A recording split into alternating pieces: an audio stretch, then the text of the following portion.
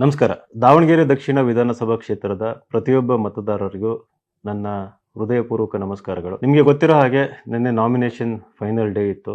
26ನೇ ತಾರೀಕು ನಾಮಿನೇಷನ್ಸ್ನ ವಾಪಸ್ ತಗೊಳ್ಳೋದಕ್ಕೆ ಒಂದು ಫೈನಲ್ ಡೇ ಇರ್ತದೆ. ಬಹಳ ಜನ ಕ್ಯಾಂಡಿಡೇಟ್ಗಳು ಇಂಡಿಪೆಂಡೆಂಟ್ ಆಗಿ ನಾಮಿನೇಷನ್ನ ಹಾಕಿದ್ದಾರೆ. ಸುಮಾರು 39 ಅಭ್ಯರ್ಥಿಗಳು ನಾಮಿನೇಷನ್ನ ಹಾಕಿದ್ದಾರೆ. ಪ್ರಮುಖವಾಗಿ ನಾವು ನೋಡ್ತಾ ಇದ್ದೀವಿ, ಸಾದಿಕ್ ಪೈಲ್ವಾನ್ ಅವರ ಹೆಸರು ಬಹಳ ಕೇಳಿ ಬರ್ತಾ ಇದೆ. ಈ ಒಂದು ನಾಮಿನೇಷನ್ ಅನ್ನೋದು, ನಾನು ಕೂಡ ಅಭ್ಯರ್ಥಿ, ಪ್ರಜಾಪ್ರಭುತ್ವದಲ್ಲಿ ನನಗೆ ಎಲೆಕ್ಷನ್ ಕಂಟೆಸ್ಟ್ ಮಾಡೋದಕ್ಕೆ ಹಕ್ಕಿದೆ. ಜನಗಳು ಇಷ್ಟಪಟ್ಟರೆ ನಾನು ಕೂಡ ಅವರ ಪ್ರತಿನಿಧಿಯಾಗಿ ಹೋಗ್ತೀನಿ.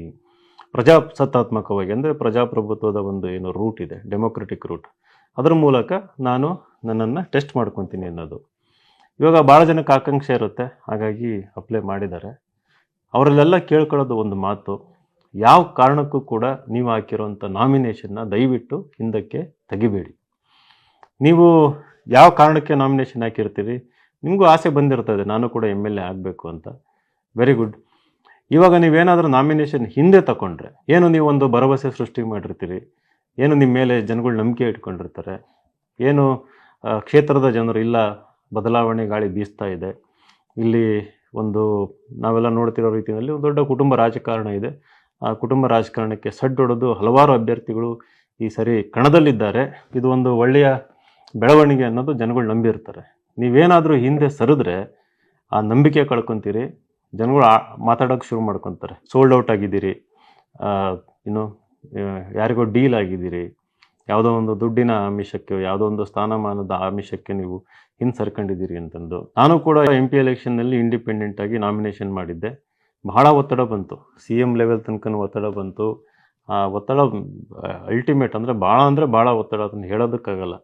ಹಂಗಿದ್ರೂ ಕೂಡ ನಾನು ಹಿಂದೆ ಸರಿಲಿಲ್ಲ. 1 ಓಟ್ ಬಂದರೂ ಸರಿ, 1 ಲಕ್ಷ ಓಟ್ ಬಂದರೂ ಸರಿ, ನಾನು ಆಗಲೇ ನಂಬಿಕೆ ಹುಟ್ಟಿಸಿದ್ದೀನಿ, ಭರವಸೆ ಮುಟ್ಟಿಸಿದ್ದೀನಿ. ಹಂಗಾಗಿ ನಾನು ಹಿಂದಕ್ಕೆ ಯಾವ ಕಾರಣಕ್ಕೂ ಸರಿಯಲ್ಲ ಅಂತಂದು ನಾನು ಎಲೆಕ್ಷನ್ನ ಮಾಡಿದ್ದೆ. ರಿಸಲ್ಟ್ ಏನಾದರೂ ಆಗಿರ್ಬೋದು, ಬಟ್ ಇವತ್ತಿನವರೆಗೂ ಕೂಡ ನನಗೆ ಒಂದು ಆತ್ಮತೃಪ್ತಿ ಇದೆ, ನಾನೊಂದು ಹೋರಾಟ ಮಾಡಿದ್ದೆ ಅಂತಂದು. ಹಾಗಾಗಿ ಯಾರ್ಯಾರು ಇಂಡಿಪೆಂಡೆಂಟ್ ನಾಮಿನೇಷನ್ ಹಾಕಿದ್ದೀರಿ, ನಿಮ್ಮಲ್ಲಿ ಭಾಳ ವಿನಮ್ರತೆಯಿಂದ, ಕಳಕಳಿಯಿಂದ ನಾನು ಮನವಿ ಮಾಡ್ಕೊತಾ ಇದ್ದೀನಿ, ದಯವಿಟ್ಟು ಹಿಂದೆ ಸರಿಯೋದಕ್ಕೆ ಹೋಗಬೇಡಿ. ನಿಮಗೆ 1 ಓಟ್ ಬರಲಿ, 2 ಓಟ್ ಬರಲಿ, 10 ಓಟ್ ಬರಲಿ, 20 ಓಟ್ ಬರಲಿ, ಅದು ನಿಮ್ಮನ್ನು ಡಿಫೈನ್ ಮಾಡಲ್ಲ. ಅದರಿಂದ ನಿಮಗೆ ಸಮಾಜದಲ್ಲಿ ಏನೋ ಒಂದು ಕೆಟ್ಟ ಹೆಸರು ಬರುತ್ತೆ, ಆ ರೀತಿ ಏನು ಅನ್ಕೊಳಕ್ಕೆ ಹೋಗಬೇಡಿ. ಅದೆಷ್ಟಾದರೂ ಓಟ್ ಬರಲಿ, ನೀವು ಇಂಡಿಪೆಂಡೆಂಟ್ ಹಾಕಿದ್ದೀರಿ ಅಂತಂದಾಗ ಈಗ ನಿಮಗೆ ಶುರು ಆಗಿರುತ್ತೆ ಫೋನ್ಗಳು ಬರೋದು, ಒತ್ತಡಗಳು ಬರೋವಂಥದ್ದು. ದಯವಿಟ್ಟು ನಂಬಕ್ಕೆ ಹೋಗ್ಬೇಡ್ರಿ. ಏನು ದೊಡ್ಡವ್ರು ಬಂದು ಹೇಳ್ತಾರಲ್ಲ, ನೀ ನನ್ನ ಸ್ನೇಹಿತ, ನಾಳೆ ನಿಮ್ಮನ್ನು ಬೆಳೆಸ್ತೀವಿ, ನಿಮಗೆ ಅದನ್ನು ಕೊಡ್ತೀವಿ, ಇದನ್ನು ಕೊಡ್ತೀವಿ, ಈ ಪೋಸ್ಟ್ ಕೊಡ್ತೀವಿ, ಅದನ್ನು ದಯವಿಟ್ಟು ಈ ಒಂದು ಅಲ್ಪಕಾಲಿಕ ಏನು ಶಾರ್ಟ್ ಟರ್ಮ್ ಗೋಲ್ ಅಂತ ಹೇಳ್ತೀವಿ, ಅದನ್ನು ನಂಬ್ಕೊಂಡು ನೀವು ಹಾಳಾಗಕ್ಕೆ ಹೋಗಬೇಡಿ. ನಂಬಿರೋರನ್ನು ಕೂಡ ಹಾಳು ಮಾಡೋಕ್ಕೆ ಹೋಗಬೇಡಿ. ಇವರು ಭಾಳ ತಂತ್ರಗಾರಿಕೆ ಉಪಯೋಗಿಸ್ಕೊಂತಾರೆ. ಅಂದರೆ ಇಷ್ಟು ದಿನ ನಿಮ್ಮನ್ನು ಮಾತಾಡ್ಸಿರಲ್ಲ, ನಿಮ್ದು ಯಾರಂತನೂ ಗೊತ್ತಿರಲ್ಲ, ನೀವು ಅವರಿಗೆ ನೀವೇನಾದ್ರು ಹತ್ರ ಹೋದರೆ ನಿಮ್ಮ ಹೆಸರು ಕೂಡ ಗೊತ್ತಿರಲ್ಲ. ನಿಮ್ಮ ಮೇಲೆ ಕೈ ಹಾಕೋದು, ಸನ್ಮಾನ ಮಾಡೋದು, ಕೂರ್ಸೋದು, ಭಾಳ ಮೃದುವಾಗಿ ಸಾಫ್ಟಾಗಿ ಮಾತಾಡೋವಂಥದ್ದು. ಯಾರು ಪವರ್ಫುಲ್ ಇರ್ತಾರಲ್ಲ ಅವ್ರು ಕರೆದ್ಬಿಟ್ಟು ನಿಮ್ಮನ್ನು ಭಾಳ ಸಾಫ್ಟಾಗಿ ಮಾತಾಡ್ತಾರೆ. ಏನಂತ, ಇಲ್ಲಪ್ಪ ನೀನು ಈ ಸರಿ ಇನ್ನು ಸರಿ ನನ್ನ ತಮ್ಮ ಥರ ನೋಡ್ಕೊತೀನಿ, ನನ್ನ ಜೊತೆಗಿರು, ನನ್ನ ಜೊತೆಗೆ ಓಡಾಡು, ನಿನ್ಗೇನು ಬೇಕು ಎಲ್ಲ ಮಾಡಿಕೊಡ್ತೀವಿ. ಇವತ್ತಷ್ಟೇ ಅದು. ನೀವು ನಾಮಿನೇಷನ್ ಹಿಂದೆ ಸರ್ಕಂಡ ಮೇಲೆ ನಿಮ್ಮ ಮುಖನೂ ನೆನಪಿರಲ್ಲ, ನಿಮ್ಮ ಹೆಸರು ನೆನಪಿರಲ್ಲ. ನೀವೇನಾದ್ರು ಮನೆ ಹತ್ರ ಹೋದಪ್ಪ ಅಂದ್ರೆ ನಿಮ್ಮನ್ನು ಮಾತಾಡ್ಸೋದು ಇಲ್ಲ ಅವರು. ಈ ಥರ ಕಥೆಗಳು ಕರ್ನಾಟಕ ಅಲ್ಲ, ಭಾರತ ದೇಶ ತುಂಬ ಪ್ರತಿ ಎಲೆಕ್ಷನ್ನಲ್ಲೂ ಈ ರೀತಿ ಕೆಲಸಗಳು ಆಗ್ತಾನೆ ಇರ್ತವೆ.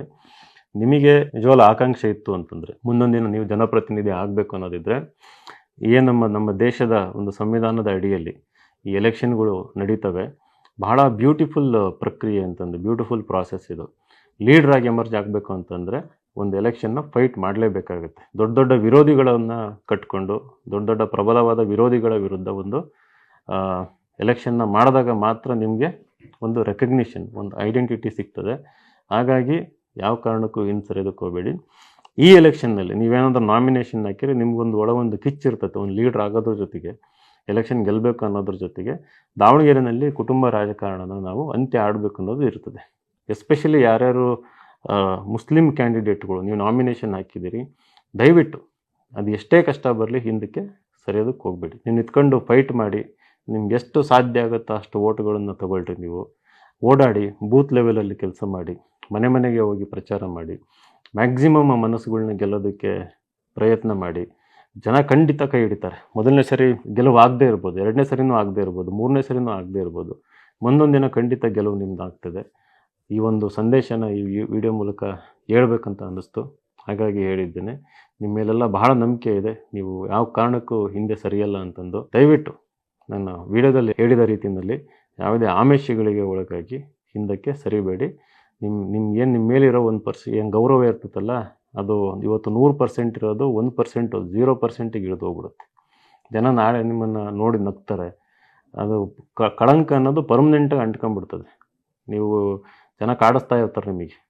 ಅದನ್ನು ಒತ್ಕೊಂಡು ಬದುಕೋದಕ್ಕಿಂತ ಸ್ವಾಭಿಮಾನಿಯಾಗಿ ಒಂದು ಹೋರಾಟ ಮಾಡೋದು ಭಾಳ ಲೇಸು. ಒಂದಿನ ಹುಲಿಯಾಗಿ ಬದುಕ್ರಿ, 100 ದಿನ ಇನ್ನೇನೋ ಆಗಿ ಬದುಕೋದಕ್ಕಿಂತ ಅಂತ. ನಮಸ್ಕಾರ.